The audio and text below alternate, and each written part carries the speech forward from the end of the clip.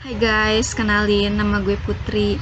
Di video kali ini gue akan membahas soal generasi milenial yang gak punya tabungan.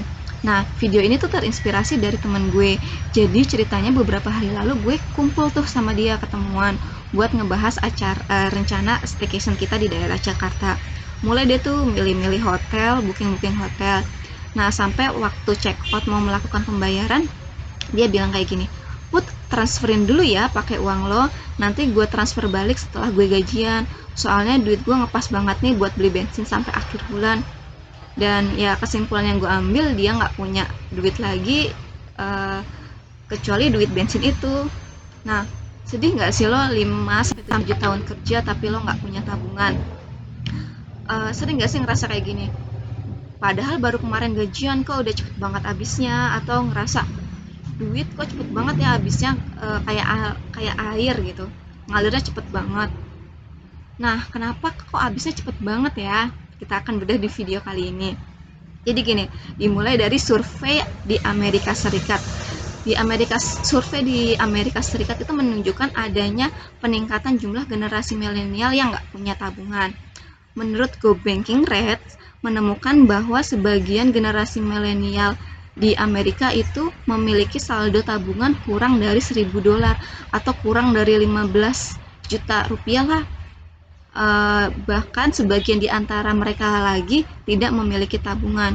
Bayangin, itu kan di Amerika, apalagi di Indonesia gitu kan. Apa sih penyebab milenial nggak punya tabungan? Ya menurut gue karena ya nggak pengen nabung aja, nggak ada uang yang untuk ditabung gitu. Terus akhirnya uh, yuk sekarang kita mulai dengan pertanyaan kenapa milenial nggak bisa nabung. Satu, pertama karena gaya hidup, menurut gue sih gitu ya. Apalagi di kota metropolitan kayak Jakarta ini, lo tuh nggak pakai barang branded, lo nggak hidup, lo nggak gaul. Terus lo setiap bulan harus gonta-ganti tas, gonta-ganti sepatu, beli tas, beli sepatu buat supaya feed IG lo tuh menarik gitu. Atau enggak lo harus pas lo buka lemari, ini buat yang cewek-cewek nih ya, buka lemari padahal baju udah banyak tapi selalu bilang gini, kok gue nggak punya baju ya, karena menurut lo pakai baju sekali ya udah berarti udah pernah dipakai, jangan dipakai lagi gitu kan. Atau tiap minggu lo hangout bareng temen, nongkrong-nongkrong cantik. Atau enggak kopi, itu sih kopi yang kekinian itu lo tiap hari, bayangin sekali minum 20.000 dikali 5 dikali 4 udah 400.000 sendiri buat sebulannya buat kopi aja ya kan. Itu yang pertama, gaya hidup. Jadi hedon itu udah jadi kebutuhan hidup gitu. Yang kedua penghasilan lo pas-pasan, make sense sih sama UMR yang kita dapetin di Jakarta. Berapa sih gaji milenial sekarang ini?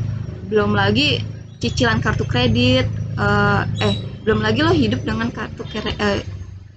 belum lagi cicilan kartu kredit lu ya kan, yang lu pakai buat foya-foya, atau cicilan HP, cicilan motor. Belum lagi ada kebutuhan mendadak kayak misalnya lo sakit, ya itu jadi penghasilan lo impas-impasan aja lah bulan itu. Nah, yang ketiga itu lo nggak memiliki rencana keuangan. Lo nggak tahu nih 5 tahun lagi rencana keuangan lo tuh kayak gimana. Kalau gue sih kayak gini rencananya, nikah 5 tahun lagi ya, nikah 200 juta, rumah 750 juta, mobil 200 juta. Kalau ditotalin itu udah sekitar 1,1 miliar. Nah, 1,1 miliar itu dibagi 5 tahun, dibagi jadi sekitar lo harus nabung sekitar 19 jutaan 19 jutaan per bulan. Nah, kalau lu punya pasangan, lu bagi dua deh tuh sama pasangan lu. Jadi 8 juta per bulan lu wajib nabung. Belum lagi kalau lo ada uh, rencana mau liburan atau lu sakit, itu kan pasti beda lagi pos pengeluarannya. Nah, bagaimana sih kita caranya buat menabung? Jadi kalau di gue itu gue akan membuat pos-pos akan mengalokasikan dana gue. dari gaji gue. Nah, dari pendapatan gue tuh gue alokasikan 10% itu untuk ibadah, untuk zakat, untuk donasi, untuk sedekah lainnya. Terus 15% itu untuk dana darurat. Nah, dana darurat itu gue simpan di tabungan biar kalau ada apa-apa gampang cairinya. Nah, 35% itu buat investasi. Investasi gue itu bisa ada di saham, ada di emas, ada di reksadana. Nah, mungkin ada alternatif lain kayak peer to peer lending dan sebagainya. Nah, yang terakhir 40% itu buat kebutuhan hidup sehari-hari. Ya, termasuk hangout, ngasih orang tua, atau transportasi, ya pokoknya buat kebutuhan lo sehari-hari. Gitu sih kalau alokasi keuangan menurut gue. Oh iya nih, satu lagi. Kalau misalnya dalam 3 atau 5 bulan lo mau liburan, itu juga gue bakal ngealokasiin budget buat liburan. Jadi budget liburan gue itu diambil 5% dari dana darurat, 5% dari investasi.